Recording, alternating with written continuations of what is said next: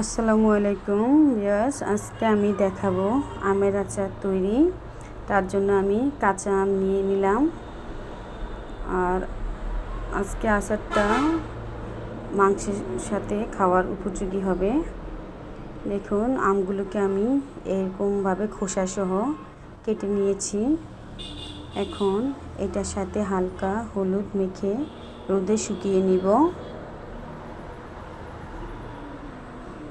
সামনে আসতেছে কুরবানির ঈদ, তার জন্য মাংস খেয়ে যদি একটু আচার মুখে দেওয়া হয় খুবই টেস্টি হবে। এখন হালকা হলুদ দিয়ে আমি আমগুলোকে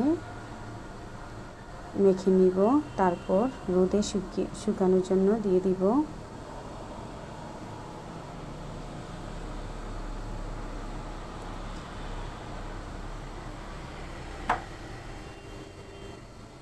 আমগুলো মাখা শেষ।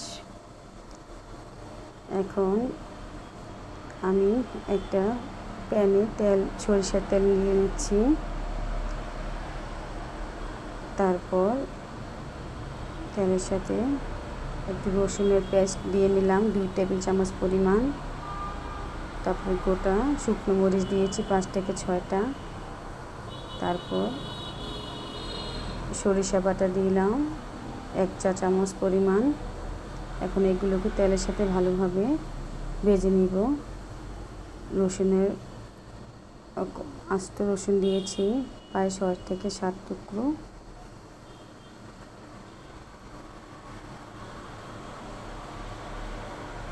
এগুলো তেলে ভালোভাবে ভেজে নিতে হবে। এখন রোদে শুকানো আমগুলো দিয়ে নিলাম। এই আচারটা খুবই টেস্টি হয়ে থাকে। এখন তার সাথে চিনি পরিমাণ মতো দিয়ে নিচ্ছি। যদি মিষ্টি বেশি পছন্দ করা হয় তাহলে বেশি চিনি দিয়ে নিতে পারেন। এখন চিনির সাথে আমগুলো ভালোভাবে মিশিয়ে নিচ্ছি।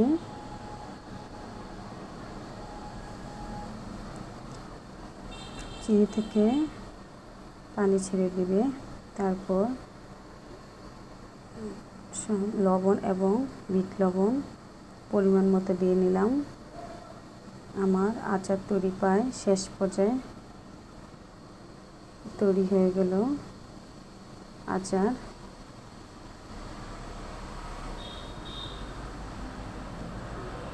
এই আচারটা মাংসের সাথে খেতে অনেক মজার হয়ে থাকে। আর এটা রোদে শুকাতে দিলে আরও ভালো হবে। সবাই ভালো থাকবেন। আল্লাহ হাফেজ।